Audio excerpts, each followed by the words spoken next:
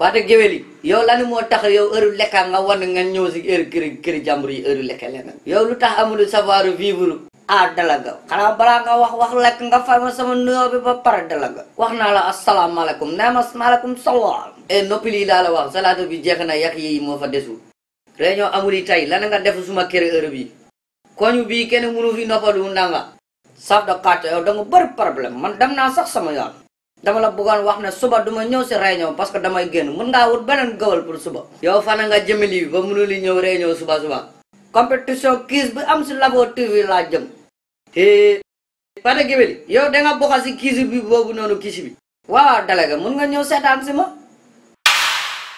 délégué lan moo xaw mbaa jaamu la Paate géwél kon mën nga def sa moromu léegi fu ma tegu suma bëti foofu nga tegu sa tànga ba léegi ma ne il faut ma changer géwél yi yow mën nga ma rey pour jëli suma place délégué nag bul dëbb ndox lii c'est autre chose je suis ton géwél mais n'oublie pas que j'ai fait les bancs aussi Paate géwél yi waa délégué la waxal ma dëgg dama la poser question bi nga tontu ma qui est le premier président des Sénégalais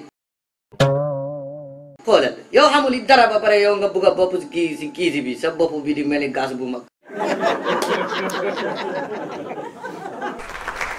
Mesdames et messieurs, bonsoir, bienvenue dans votre 6e/8e de finale de votre quiz sur Labo TV. On laisse d'abord nos deux candidats faire leur présentation. On commence avec le vieil homme.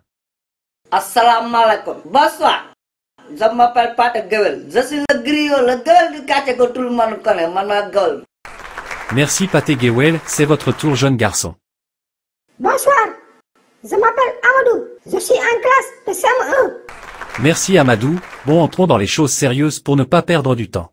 On commence avec les questions collectives, le premier qui lève la main donne la bonne réponse, et chaque bonne réponse donnée est égale à 5 points, top c'est parti. En quelle année le Sénégal a remporté la Coupe d'Afrique des Nations? Oui Paate Guewel. En février 2022, le 6 février. Bonne réponse, en février 2022. 5 points pour Paate Guewel, on passe à la question suivante. Combien de côtés a un triangle? Oui Amadou? 3 côtés. C'est exact, 3 côtés, 5 points pour Amadou. Troisième question collective. J'étais président de la République du Sénégal, et je suis le fondateur du Parti démocratique sénégalais. Qui suis-je? Oui Paate Guewel. C'est Abdoulaye Wade, Ndiamor. Bien sûr c'est Abdoulaye Wade, 10 points pour Paate Guewel, on passe à la 4e question collective. Quel est le pays le plus peuplé d'Afrique? Oui Amadou? C'est le Nigeria.